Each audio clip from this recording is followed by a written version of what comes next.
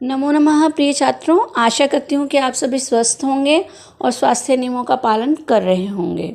आज की संस्कृत कक्षा का विषय है पाठ 9 पंचमी विभक्ति अपादान कारक। पाठ को प्रारंभ करने से पूर्व हम यह समझ लेते हैं कि पंचमी विभक्ति किसे कहते हैं और अपादान कारक जो है वो क्या होता है, उसकी क्या परिभाषा है। एक स्थान से दूसरे स्थान पर जाने या अलग होने के अर्थ में अपादान कारक प्रयुक्त होता है। अपादान कारक में पंचमी विभक्ति का प्रयोग किया जाता है। इसका चिन्ह है से या अलग होने के अर्थ में। इसमें विद्यार्थियों आपने बिल्कुल भी कंफ्यूज नहीं होना, क्योंकि आपने पिछली कक्षा में करण कारक पर पढ़ा हुआ है, उसमें हमने जो है विभक्ति चिन्ह से बताया था, लेकिन वहाँ जो से विभक्ति चिन्ह है उसका अर्थ जो है के द्वारा के रूप में लिया जाता है। लेकिन यहाँ अपादान कारक में से जो विभक्ति चिन्ह है ये अलग होने के अर्थ में प्रयुक्त होता है। उदाहरण के माध्यम से जल्दी समझ में आएगा, तो देखते हैं उदाहरण। वृक्षात फलानि पतंती, कि वृक्ष से फल गिर रहे हैं, या वृक्षात पत्राणि पतंती, कि वृक्ष से पत्ते गिर रहे हैं। तो अगर हम कहते हैं वृक्षात पत्रम पत्ती, तो क्या हो जाएगा कि यहाँ पत्र जो है वो वृक्ष से अलग हो रहा है। किससे अलग हो रहा है? वृक्ष यानी कि पेड़ से पत्ते अलग हो रहे हैं। तो जिससे अलग होता है वह हमारा जो है अपादान कारक होता है वहाँ पर, और उसमें पंचमी विभक्ति का प्रयोग होता है। जैसे यहाँ पर वृक्ष जो है, पत्ता जो है वो वृक्ष से अलग हो रहा है, इसलिए वृक्ष जो है वो हमारा अपादान कारक है। और यहाँ पर इसमें पंचमी विभक्ति प्रयोग होगी तो वृक्ष की पंचमी हो जाएगी वृक्षात। तो क्या हो जाएगा? वृक्षात फलानि पतंती या वृक्षात पत्रम पतति। फिर एक स्थान से दूसरे स्थान पर जाने के अर्थ में, जैसे छात्रा गृहात् विद्यालयम गच्छन्ति, कि सभी छात्र जो है घर से विद्यालय को जाते हैं। अब जहाँ से दूसरे स्थान पर यानी कि जो वस्तु जहाँ से अलग हो रही है वहाँ पर भी हम पंचमी विभक्ति का प्रयोग करते हैं। तो इसलिए गृहम शब्द का हमने पंचमी विभक्ति रूप लिया, तो क्या हो जाएगा? गृहात्। छात्रा गृहात् विद्यालयम गच्छन्ति। ठीक इसी प्रकार एक अन्य उदाहरण देखिए, गंगा हिमालयात् निसरति, कि गंगा हिमालय से निकलती है। अब हम देखेंगे कि पंचमी विभक्ति का अन्य कहाँ कहाँ प्रयोग और किन किन रूपों में किया जाता है। जैसे भय के अर्थ में भी पंचमी विभक्ति प्रयोग होती है। जैसे हम कहते हैं कि नीता मुष्कात विभेति, मूषक कहते हैं चूहे को, कि नीता जो है वो चूहे से डरती है, जिससे। तो वहाँ पर हमारा जो जिससे डरते हैं उस अर्थ में यानी कि जिससे भय होता है उसमें पंचमी विभक्ति प्रयुक्त होती है। जैसे नीता किससे डरती है? नीता चूहे से डरती है, तो चूहे की संस्कृत मुष्का और पंचमी विभक्ति बन जाएगी मुष्कात। नीता मुष्कात विभेति। अब हमें स्पष्ट हुआ कि पंचमी विभक्ति का विशेष प्रयोग जो है भय अर्थ में किया जाता है। दूसरा बहिर, जहाँ भी आपको बहिर का अर्थ होता है बाहर, जहाँ भी आपको बहिर शब्द देखने को मिलेगा वहाँ पर प्रायः जो है पंचमी विभक्ति ही प्रयुक्त होती है। जैसे विद्यालयात् बहिर वृक्षम अस्ति, ग्रामात भी हो सकता है, ग्रामात बहिर वृक्षम अस्ति, कि विद्यालय के बाहर वृक्ष है, पेड़ है, या गांव के बाहर पेड़ है। तो यहाँ विद्यालय जिसके यानी कि जहाँ भी आपको बहिर शब्द मिलेगा उससे पूर्व पंचमी विभक्ति प्रायः प्रयुक्त होती है। तो यहाँ बहिर से पूर्व क्या हो जाएगा? विद्यालयात्।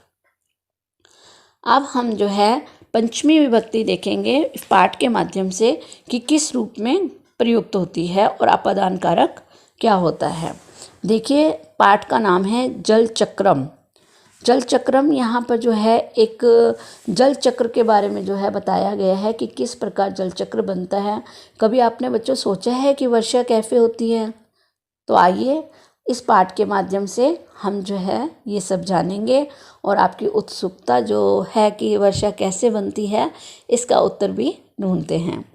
जलम बिना ना को अपि जीवा जीवति, कि जल के बिना कोई भी, बिना मतलब बिना अर्थ में, कि जल के बिना कोई भी जीवा ना को अपि मतलब कोई भी, जीवा मतलब कोई भी प्राणी जो है वो जीवित नहीं रह सकता है, कोई भी जीव नहीं जी सकता है, अर्थात जल के बिना जीवन असंभव है।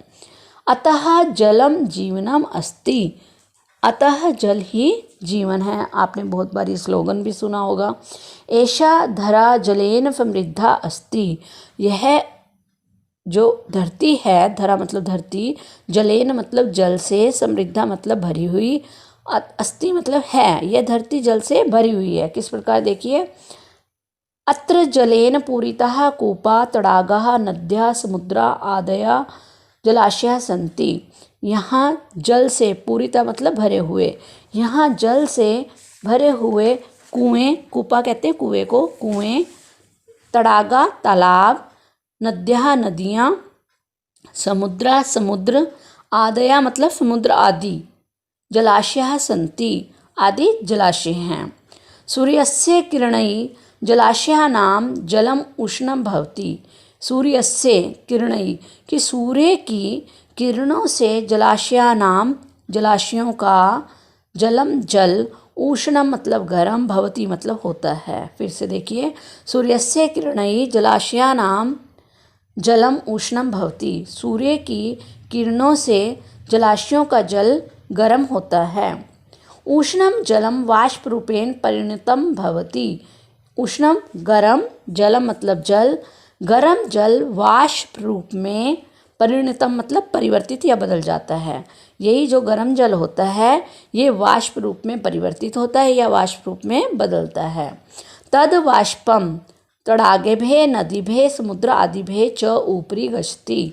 तद मतलब उसके पश्चात क्या होता है, वही जल वाष्पम तडागेभ्यः, वाष्पम मतलब वाष्प के द्वारा तालाबों से, नदियों से और समुद्रों से च ऊपरी गच्छति ऊपर जाता है।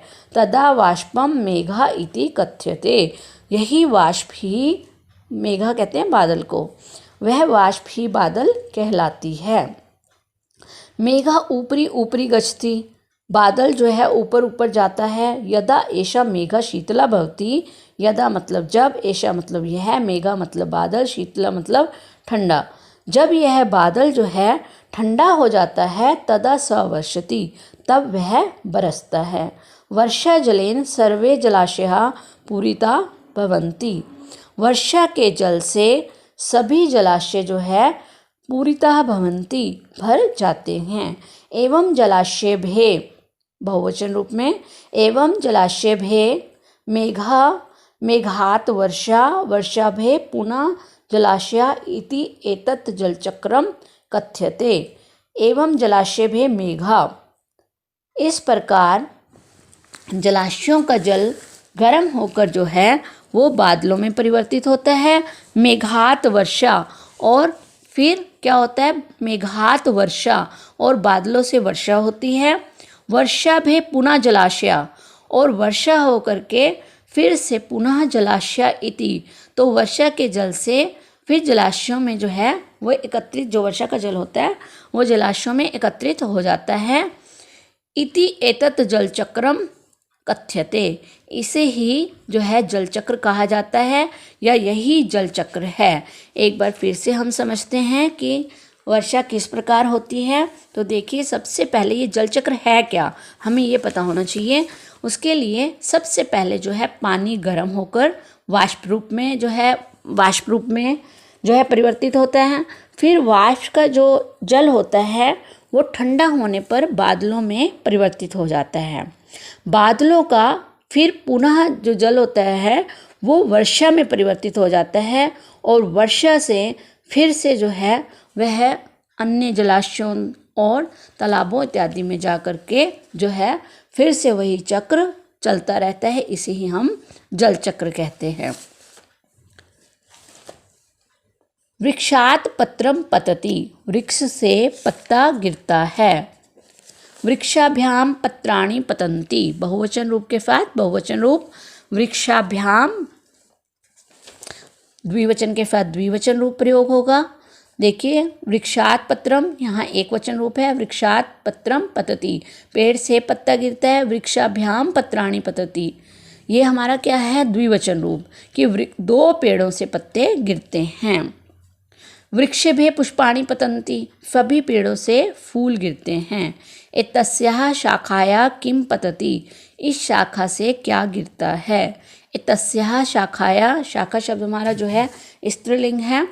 एतस्याः शाखाया, तो इसमें जो हम सर्वनाम शब्द प्रयोग करेंगे वो भी जो है हमारा स्त्रीलिंग ही है। पंचमी विभक्ति रूप एतद का एतस्याः। इस शाखा से फलम पतति, फल गिरता है। वानरा शाखाभ्ये अनेकानि फलानि नयन्ति, सभी बंदर सभी शाखाओं से अनेक फल लाते हैं। अहम मोटरयानेन गृहात् विद्यालयं गच्छामि, मैं मोटर गाड़ी से घर से, अब घर से विद्यालय को जा रहा है तो क्या हो जाएगा, गृहात्, घर से विद्यालय जाता हूँ। आज हमने पाठ 9 के माध्यम से पंचमी विभक्ति आपादान कारक का प्रयोग जाना। आपने इस पूरे पाठ का अनुवाद जो है वो अपनी उत्तर पुस्तिका यानी कि फेयर नोटबुक में लिखना भी है, और आपादान कारक पंचमी विभक्ति की जो मैंने बताया कि कहाँ कहाँ प्रयुक्त होती है वो सब आपने लिखना भी है और याद भी करना है।